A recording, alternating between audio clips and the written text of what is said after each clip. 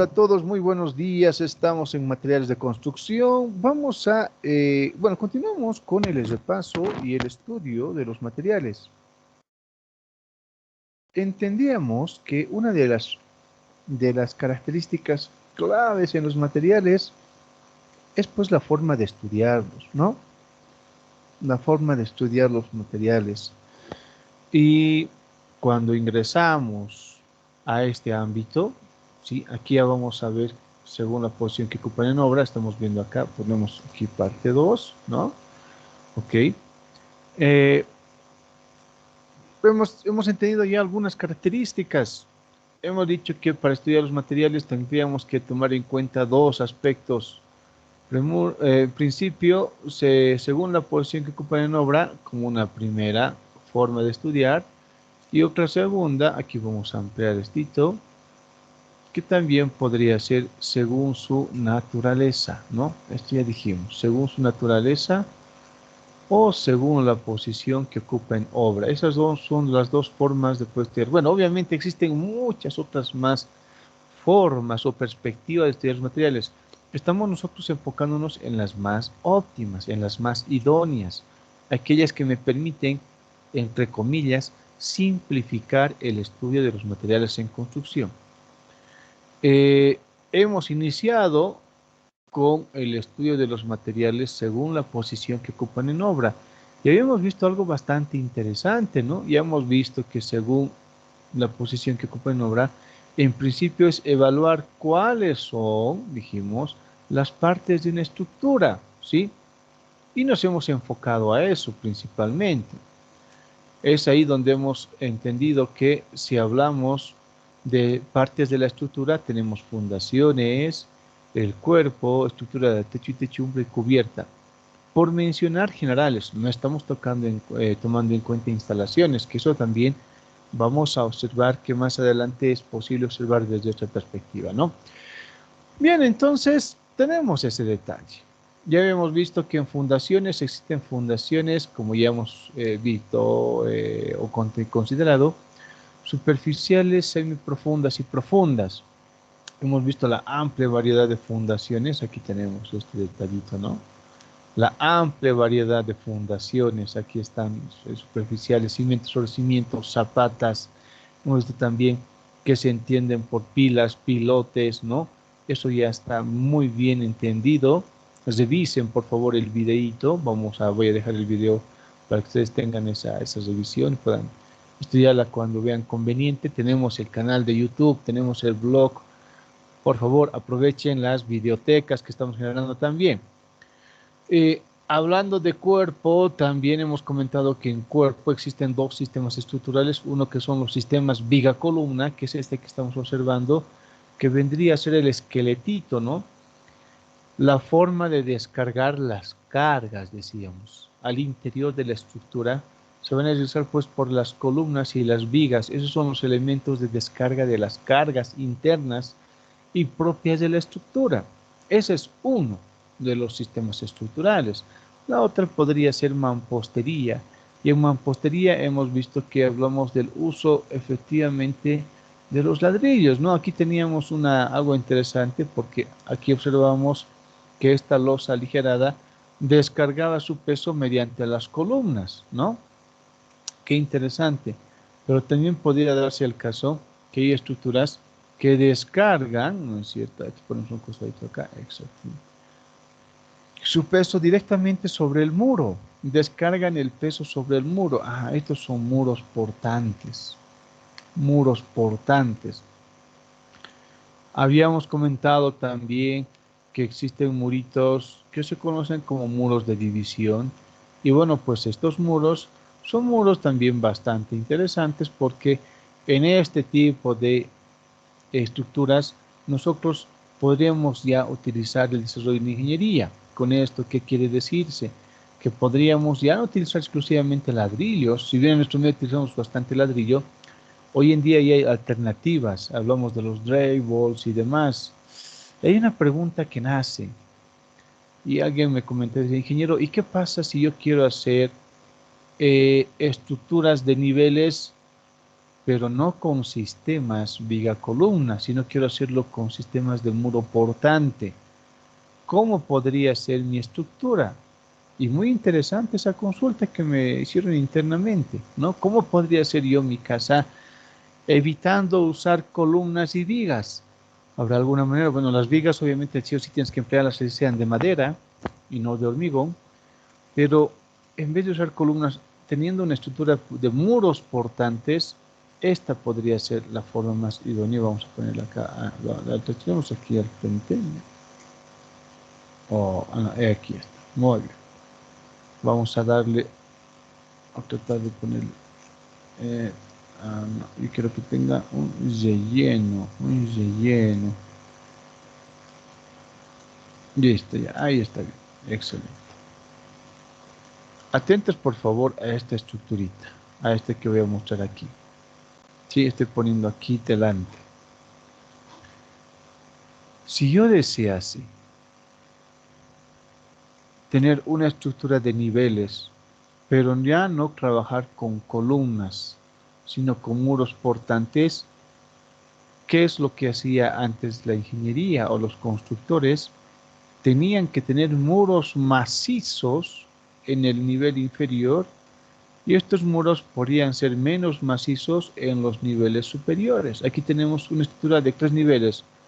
El nivel inferior, que es el del piso, tenemos el nivel medio y el nivel superior. No, aquí tenemos 1, 2, 3 niveles. Aquí estos ojitos vendrían a ser las divisiones entre pisos, ¿no? Si yo quisiese trabajar exclusivamente con muros portantes y no usar columnas, esto es lo que se hacía antes, ¿no? El muro era sumamente ancho. Hay estructuras muy emblemáticas en nuestra ciudad y en sí en Bolivia sobre este tipo de estructuras. Una de ellas justamente es la iglesia que tenemos en la San Francisco, ¿no? En la ubicación de Pérez Velasco, San Francisco. Tienen este tipo de características. Los muros suelen ser de ancho de 2 metros, los de la base inferior. Los que van subiendo ya de nivel bajan el espesor del muro, ¿no? El ancho del muro ya no es 2 metros, suele ser unos 50, unos 80, unos 70. Y así es como van variando los muros. Esto trabajamos, o esta estructura, perdón, se emplea única y exclusivamente cuando tenemos muros portantes. Necesitamos una superficie bastante gruesa en la parte inferior. ¿Por qué? ¿Por qué será así? A ver, le pregunto. Atenta, por favor, Rosimar. Muy buenos días, Rosimar. Atenta a la primera llamada. Primera. Rosimar, 5, 4, 3, 2, 1. Rosimar, segunda Sí, llamada, Inge. segunda. Ah, ya listo. Por si acaso, para todos, ¿no? Hay 2 llamadas. Si la segunda llamada no contestan, se entiende que están aquí de forma accidental, se los retira. Ya. Rosimar, me escuchas, ¿verdad? Sí, Inge. Ya. La pregunta para ti es la siguiente.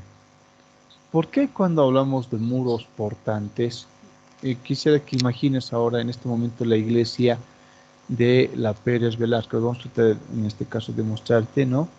Es la iglesia de San Francisco, ¿se conoce? San Francisco. Inge, yo tengo un problema, no puedo ver la pantalla, ya he salido 3 veces y no veo la pantalla para nada A ver, me de lo que confirman comparto. por favor los demás si pueden ver la pantalla. Sí, Sí, está bien lo que dije. ya, a ver, entonces trata de resolver el temita, posiblemente sea tu equipo, porque Sí, Inge, he tratado de entrar 3 veces y nada. Pues uno de mis compañeros le estoy diciendo, mándame captura de lo que están escribiendo, mándame captura. ya, ok, puede ser No eso. lo puedo ver. Revisa también tu dispositivo o tu usuario. Pero si tienes ese problema muy seguido, sería bueno que hables con sistemas para que ellos te ayuden también a resolver el problema. ¿Ya? Puede que sea por Ya, múltiples esfuerzos, ¿ok? ya está bien. Listo, entonces le vamos a preguntar, no a Rosemary porque ya no puede ver. Vamos a ponerle aquí. La consulta le vamos a hacer a ¿dónde estás? Estimado, atento por favor. Brian Reinaldo, primera llamada. Brian, 5, 4, 3, 2, 1. Brian Presente, Reinaldo. licenciado. Ah, ok, listo. Brian, estás viendo tú en este momento la iglesia de San Francisco. ¿Sí? Esta es la iglesia de San Francisco. Ahora vamos a traer hasta el frente. Muy bien, la pregunta que te hago, ¿por qué tiene que ser más grueso el muro en la base inferior? eh, para que esté en mayor conformidad. ¿Para qué?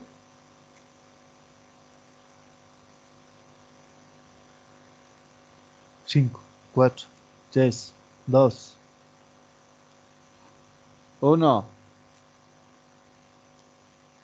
Listo, señores. A ver, Carlos Quenta.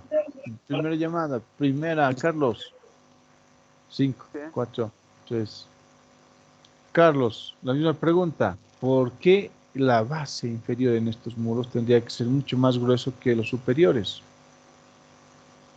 Para que, ¿qué se dice? Para que no vaya asentando a la parte inferior o que no haya rajaduras en la estructura en sí. Ya, podría ser, sí, podría ser. Vamos a tomar prestado esta flechita, ya, tiene que ver mucho con lo que ya hemos comentado, ¿sí? Pero miren, si este muro fuese de este mismo espesor, ¿no? Así delgadito, vamos a tratar de ponerlo delgadito, así. Igual que este, así, ¿no? Que es lo que ahora vemos normalmente en la estructura. Sabemos en principio de que este no tiene columnas. Esta estructura no tiene columnas, no tiene vigas, ¿no? No tiene, porque en esa época tampoco había hormigón. Si tuviese este mismo espesor el muro, escúcheme bien, las cargas de estos niveles va a ser difícil de ser soportado por este nivel. Este nivel tiene que soportar la mayor cantidad de carga posible. Es por esa razón que es este muro mucho más ancho. Si fuese así delgadito como acabamos de hacer, no va a tener esa capacidad. Entonces podría colapsar la estructura, ¿sí? Podría colapsar la estructura. Por eso en este tipo de estructuras solían ser el primer nivel gruesísimo, unos 2 metros de ancho el muro. El otro nivel, aquí tenemos 1, 2, 3 niveles. Miren, aquí tenemos 3 niveles, el inferior, el medio y el superior. No estamos tomando en cuenta el campanario y demás, ¿no es cierto? Este segundo nivel, el segundo, obviamente va a tener una pared mucho más delgada y el tercero mucho más delgadita. Esta es la forma justamente de trabajar este tipo de estructuras, que son antiguas. Si yo quisiera trabajar ahora con este tipo de estructuras, podría hacerlo, pero bajo esa perspectiva, ¿no es cierto? El muro portante tendría que ser mucho más grueso en la parte inferior y mucho más reducido en la parte superior. Esto ha funcionado bastante. Más adelante vamos a hacer un video sobre este tipo de estructuras, pero es bueno que sepan que esto se practicaba, ¿no? Esto era algo muy común en, en construcciones, vamos a decir, de la época colonial y demás. Obviamente el desarrollo de hormigones ha permitido que hoy en día ya no necesitemos de muros gruesos, ¿no? Más al contrario, no estamos apuntando sobre todo a tener sistemas columnas y vigas, pero son las columnas las que van a descargar las cargas. Por eso tienen que las columnas tienen que estar en buenas condiciones, ¿sí? Eso como respuesta a una consulta que hicieron de manera muy propicia e interesante. Ahora sí, vamos a ir a trabajar. Ya hemos visto fundaciones, hemos visto cuerpo. Aquí está fundaciones. Vamos a pintar esta de colorcito verde. Ya este ya hemos cumplido. También hemos cumplido con las columnas. Vamos a centrarnos ahora en esta que vamos a pintar de un color amarillo. Ahí está. Muy bien. Un color mucho más clarito. Excelente. Techo o techumbre. ¿Qué se entiende por techo o techumbre? Bueno, aquí tenemos una pequeña descripción. ¿Me ayudas, por favor, con la lectura? ¿Dónde estás? Ahora sí. Carlos Raúl Balda. Buen día. Carlos, primera llamada. 5, 4, Buen día. 3. Ahora sí, estimado Carlos, ¿Quién por repite? favor. Ahora sí. Una lectura a lo que está en la redacción de Techo o Techumbre. Por favor. Es la estructura que da soporte a la cubierta, madera metálica La forma de la cubierta se define por formas de techumbres, te- terchas y diafragmas. Ok, muchas gracias. Explicamos entonces, ¿qué es techo o techumbre? Bueno, pues vamos a crear aquí al frente una imagen para que todos por favor puedan revisar y entiendan bien de qué estamos hablando. Aquí hay una confusión, ¿no? Muchos llaman el techo a la calamina. No, eso no es el techo. Esto es la estructura de techo. Este armado que ustedes están viendo en este momento en su pantalla, en donde ven, ¿no? El armadito. Se conoce como techumbre porque es un armado especial en, en madera, ¿no? Aquí vemos una lucarna, ¿sí? Tenemos diferentes piezas que van uniendo una estructura muy por encima del muro. Ah, esta estructura, este armadito que puede que sea de madera o de metal, madera o metal, ponemos aquí para que haya esta coherencia, ¿no? Madera o metal, ¿sí? Estructura que puede ser de madera o de metal, se conoce como techo o techumbre. Esta es la estructura de techo. Ah, no es la calamina, no, no es la calamina, no son las tejas, no, eso no es. Es la estructura que va a soportar la calamina, es la estructura que va a soportar las tejas.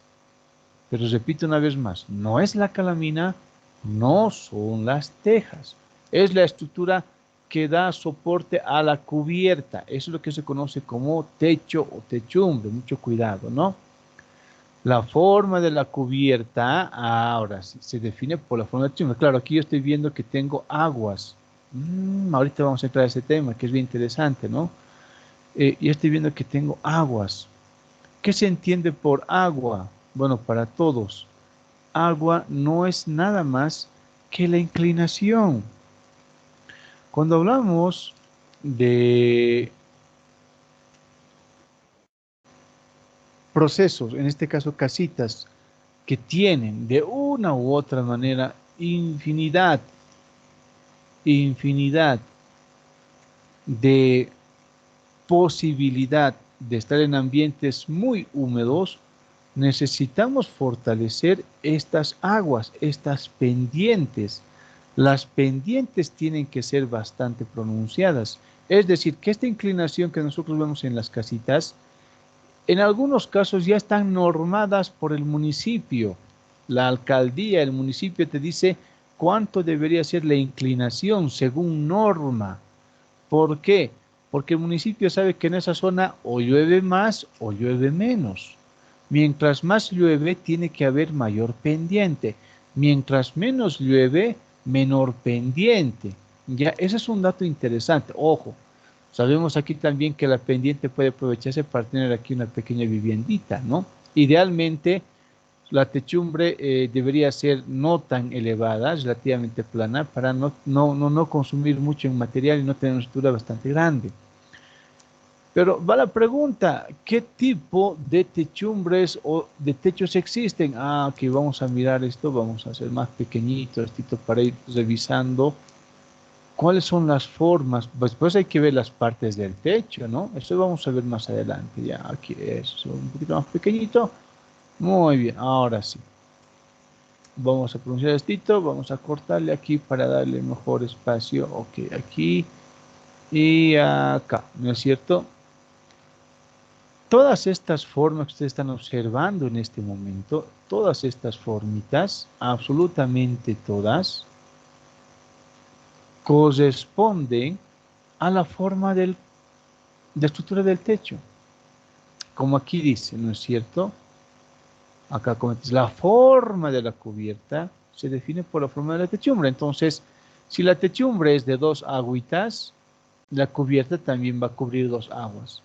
Aquí tenemos dos aguas y tenemos lo que se conoce aquí como faldón. Aquí tenemos dos aguas y tenemos una lucarna. Aquí tenemos una, dos, tres, cuatro aguas. Aquí tenemos un sistema de diafragma, etcétera, etcétera. Todas estas son las diferentes formas que puede tener una cubierta. Pero la cubierta, la forma de la cubierta depende exclusivamente de la forma de la techumbre. Y eso está implementado en el diseño. Incluso miren acá, esta se conoce como plana. ¿Habrá estructuras planas, techumbres planas? Sí, es más, hoy en día se está trabajando mucho en este tipo de estructuras porque se, entre comillas, simplifica la estructura de techumbre. Cuando es plano es mucho más sencillo, incluso que aquellos que tienen pendiente, una sola agua. Estas son las que podemos encontrar en casitas de provincia, tienen solamente una agüita, ¿no? Ahí está su puertita, su ventanita y una sola agüita tienen, una sola pendiente. Estas estructuras planas hoy en día se están aprovechando mucho mejor, pues porque no necesitamos una estructura muy compleja de techumbre. Pero repito, depende única y exclusivamente de cuáles son las condiciones climatológicas del lugar, ¿no? Entonces hay una amplia variedad. Obviamente, mientras más aguas tenga, es bueno que sepan, es más compleja la estructura, porque yo tengo que ver que en estas uniones de aguas no haya filtraciones, el agua no ingrese. Si tengo una estructura plana o una sola pendiente, miren como estas dos de aquí abajito, es sencillita pues, ¿no? Aquí el agua, ¿por dónde podría entrar? Muy poco probable, ¿no es cierto? Por aquí va a escurrir el agua, por esta canaleta y a la bajante, ¿no? En cambio, en esta, donde tengo las aguas con un encuentro en el medio, sí aquí es muy probable que en este encuentro pueda producirse filtraciones. Entonces, una vez más, afirmamos lo siguiente: mientras mayor sean las uniones entre tipos de aguas o más compleja sea la estructura de techumbre por diseño, etcétera, o estética, también las soluciones para evitar que ingrese agua al interior de la techumbre van a ser mucho más complejas. ¿Sí? Eso para que lo tengan muy, muy en cuenta.